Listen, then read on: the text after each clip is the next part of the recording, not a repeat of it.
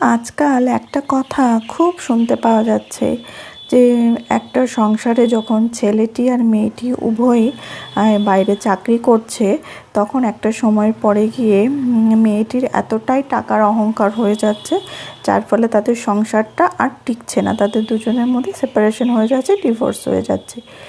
Actual ব্যাপারটা কি তাই?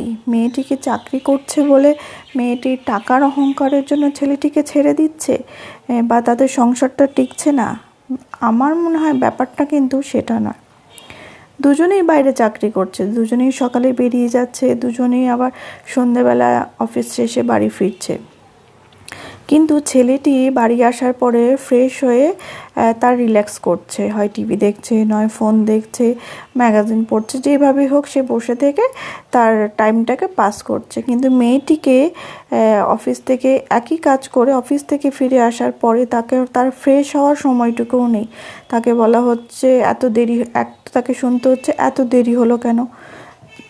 সেটা ওভারকাম করার পরেই তাকে বলা হচ্ছে যে তাড়াতাড়ি চা করো, এত দেরি করে আসলে তার জন্য আমি এখনও চা খেতে পারলাম না। অথচ ছেলেটি তো আগে চলে এসেছে, সে তো এসে একটু চাটা রেডি করে রাখতে পারতো বা চাটা বানাতে পারতো।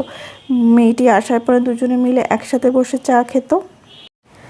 আবার ওই মেয়েটিকেই অফিস ফেরত এসে রান্না করতে হবে, রান্নার জোগাড় করতে হবে, সম্পূর্ণ রান্না নিজেকে একা করতে হবে, করে খাবার পরিবেশন করতে হবে, করে খাবার টেবিল পরিষ্কার, রান্নাঘর পরিষ্কার, বাসন ধুয়ে সমস্ত কিছু ক্লিন করে রাখতে হবে।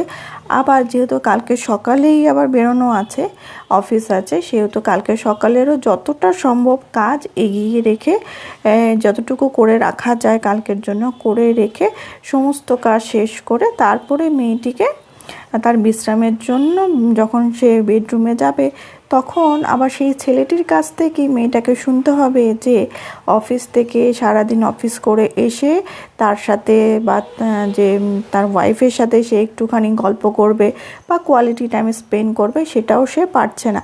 এতক্ষণ পরে সে বেডরুমে আসলো যে অনেক রাত হয়ে গেছে এখন, যেহেতু কালকে তাকে আবার সকালে অফিসের জন্য উঠতে হবে, তাই তাকে এখন ঘুমিয়ে পড়তে হবে।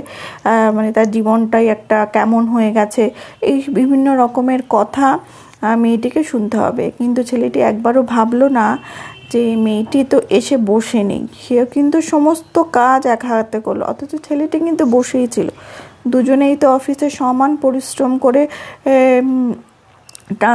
পাবলিক ট্রান্সপোর্ট হোক বা পার্সোনাল ট্রান্সপোর্ট হোক করে সবাই কষ্ট করেই এসে ফিরছে দুজনেই। কিন্তু ছেলেটি তো সেখানে রিল্যাক্স করতে পারছে, কিন্তু মেয়েটির কিন্তু রিল্যাক্সের কোনো সময় নেই।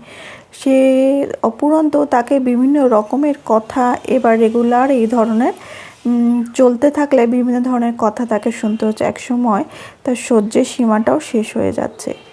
এখানে কিন্তু মেয়েটির উপার্জন করা বা টাকা রোজগার করাটার ডিভোর্সের কারণ হচ্ছে না। এইভাবে দীর্ঘদিন চলতে থেকে থেকে ছেলেটির কাছ থেকে বিভিন্ন রকমভাবে অপমানিত, অবহেলিত হতে হতে সেও কিন্তু এবার আর সেখানে থাকতে চাইছে না, তাই তাদের দুজনের মধ্যে সেপারেশন হয়ে যাচ্ছে। এটা একটা কিন্তু বড় কারণ, সেখানে অর্থটা নয়, সেখানে একে অপরের প্রতি বোঝাপড়াটা না থাকাটাই বা একে অপরের প্রতি সহানুভূতিশীলতা না থাকাটাই তাদের দুজনের আলাদা হয়ে যাওয়ার কারণ হয়ে দাঁড়িয়েছে। আর এটা আমরা অনেকেই কারণটা বুঝতে না পেরে শুধুমাত্র মেয়েটির ইনকাম করছে বা তার অহংকারের জন্য সংসারটা ভেঙে যাচ্ছে বলে মেয়েটিকেই আমরা দোষ দিয়ে থাকি। কিন্তু এটা কি ঠিক?